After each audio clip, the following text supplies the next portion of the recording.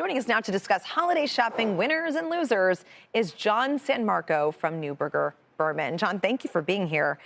You just look at some of these winners. They're some of the older mall names that were just as easily left for dead a few years ago. What do you think is behind the rebound in some of these names?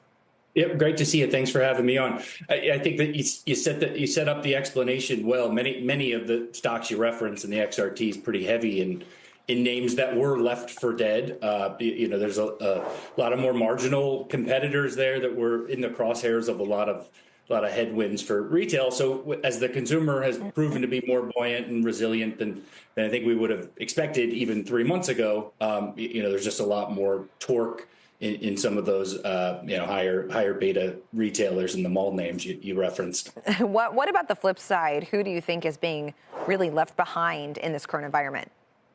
I think there's still some value, in higher quality, steadier, more consistent players. You mentioned one of them, Costco, but given the date today, maybe just with a little more holiday flair, two I'd flag, or Dollar Tree is a name that's 2025. They withstood these hurricane force winds from tariffs.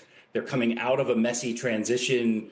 From having owned Family Dollar, from some management instability, that frankly they fumbled execution. I think in the second inning there around expanding to multiple price points. I think execution's moving in the right direction. They've resolved those issues. The balance sheet's in great shape, and 2026 ought to be a year where they can really sort of capture some of these discrete cost headwinds they faced.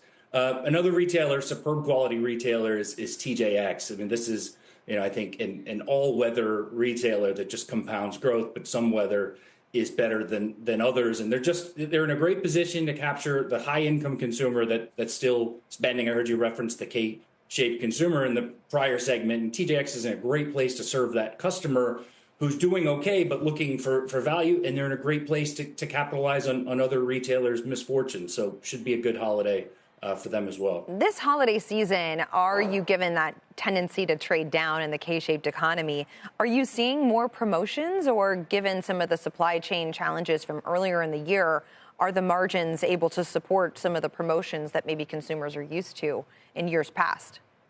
I don't know that we're necessarily seeing more promotions. In fact, a lot of retailers are using the magnitude of promotion as a pricing lever to offset tariffs. But I think the consumer is, seeking those promotions. And so in many respects, the consumer is kind of going to determine the promotional cadence, and they're just shopping closer to need, closer to the last minute, very intentional around promotional and events. And I think this sort of coupon clipping, cautious holiday, is good for the two retailers I mentioned, Dollar Tree and TJX. I do think there's some green shoots and cause for optimism about 2026 and perhaps some reversion. But for now, the customer's clearly heat seeking those big discounts. What are the green shoots for 2026?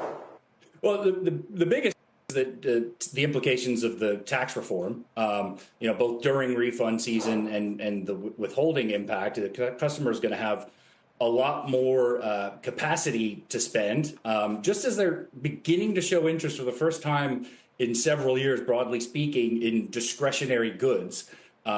Something they shopped like crazy early in COVID, and then the consumer stepped away from for years. So the consumer's coming back to that.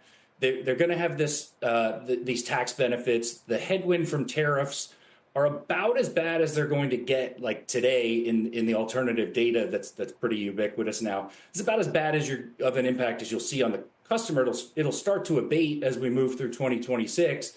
And I think there's a couple laggards I think could be great comeback stocks. Home Depot is one. They're really well positioned for the tax reform. They serve a middle income and high income homeowning customer who's really stepped away from this category for years. So a lot of pent up demand.